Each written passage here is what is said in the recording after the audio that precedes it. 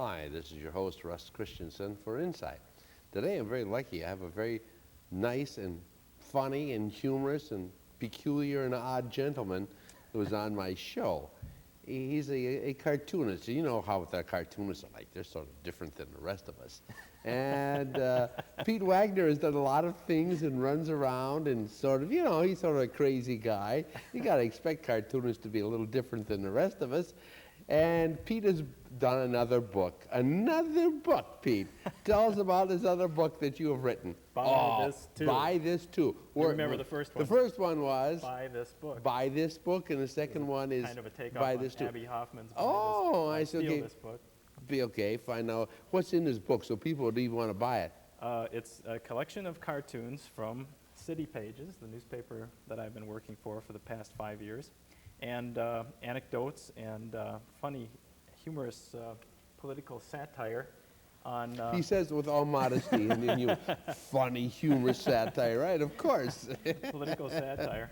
My favorite target in this book is the new totalitarians Ta-da! of the late 80s. To us laymen, what does that mean, please? I don't You've heard understand of that. the new right. Well, I don't think the problem is the new right. I think it's the new totalitarians. It's people on the right and left who want to take over the government and force their will upon other people and who don't believe in democracy.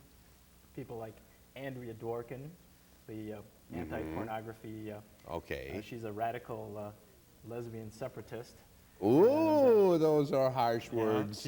Go ahead. She believes that, she wrote in her book that any form of intercourse involving an erect phallus is automatically a form of rape.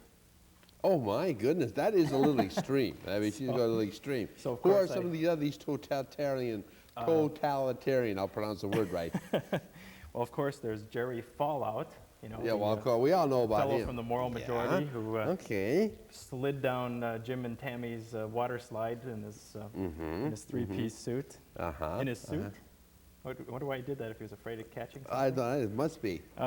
And Jim and Tammy are another pair. And then, of course, one of my favorites is the Peters brothers. Those are the Peters? You went up on me. Who are the Peters brothers? The anti-rock and roll people. Oh, okay, all right. Okay, I'm learning. I didn't know who they were. Okay, like all right. Burning rock and roll albums. Oh yeah, I know who you mean now. They had these bonfires, and on the night of the bonfire, when they were protesting Mick Jagger and the Rolling Stones being at the St. Paul Civic Center, the Brain Trust, which is the theatrical group that I organized about. Would you say you stole that name from someplace, though? Where? Wait. Stole the name, the Brain Trust. All right. Go ahead, lay me out of it. I want to hear about the Brain Trust. That was Kennedy's. I know. Yeah, right. That came out of the original Brain Trust was, of course, Kennedy's. Right. Then there was the East Side Brain Trust back in Milwaukee, which was a... Milwaukee? Yeah, which is where I grew up, and today they're all... You look so normal. I didn't know you were raised in Milwaukee. Yeah, I thought you were Metropolitan already. Go ahead. The Brain Trust in Milwaukee was an anti-violent street gang.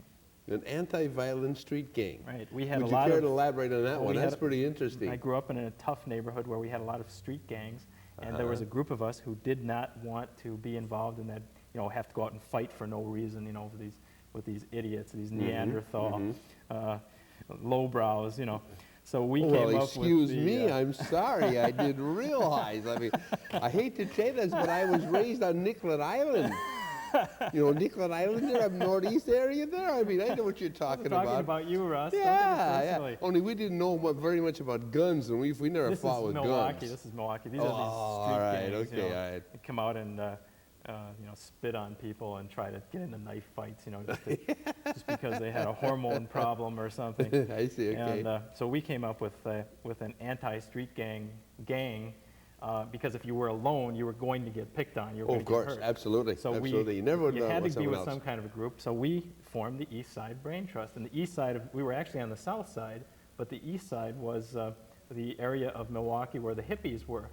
So we were identifying with the peace, flower children and all. This is in the early 70s. Didn't that handicap your movement a little? Be identified with all those hippies? Well, fortunately we had our leader, Tim Neal, who was 6'6", 320 pounds, not an ounce of fat, see. and he was our Soft voice, big stick he type was thing. kind of the one who kept us out of trouble. So anyway, what evolved from This is that? this anti-violent group we're talking about here, right? To keep you out of trouble. He's only 6'6". That was our mascot. You know. Enforcer, okay. So then we formed the 1985 Brain Trust. That was up here in Minneapolis. That was a whole different group, a new group. And I kind of borrowed the name from the old street gang. And this was a street theater gang. And what we did was we went out and we were essentially, I was between careers at the time. I didn't have a job as a cartoonist back then, so I had needed something to do in some Keep way. yourself out of mischief, right? Kind of keep myself into mischief, right? Yeah, right. And so we went out and we performed satirical skits and interactions. And in the case of the Peters brothers, when they were having their rock music burning, we went in with a life-size effigy of Mick Jagger. And we marched into this rock music burning. We called it a rock musician burning. We said, it isn't good enough to burn the music. You've got to burn the musicians too. Where's the steak? Where's the steak? You know what the reaction was from the people in the crowd? Yay! What did you expect? What did you expect? Of course, the Peters brothers, who are a little bit more media savvy, grabbed their bullhorns and they ran. Oh, they're just being facetious. Oh, they're being facetious, all right. And everybody understood, of course. They had to coach the the militant group. Yeah. Tell the troops So how to act. we had some fun with things like that. And that's the 1999 Brain Trust. That was the 1985 Brain Trust. We have no members, only leaders. Can I belong to that group? You are a leader. I'm a leader. You have a I leader card. definitely am a leader, and I want to belong to the Brain Trust with only leaders. And if anyone ever asks you, all you have to say is, if you ever want to answer questions about the Brain Trust, you just take out your little leader card, which I'll have to give you one of those. Oh, I had to have a leader card, And right. it says 1985, or now it's just Brain Trust leader. You take that out and you show it to them and say, hi, I'm a leader here. Any questions? I love that. I love that. So that's what this book is about. All about being a leader. 1999 Brain Trust. Oh, okay. And all the theater we did. One of the things we did was the generic demonstration. We had a demonstration. Oh, a generic. I mean, tell me about a generic. I want to know what a generic demonstration is, so I can have so I know where to form from there, huh? I mean, something out from a generic one.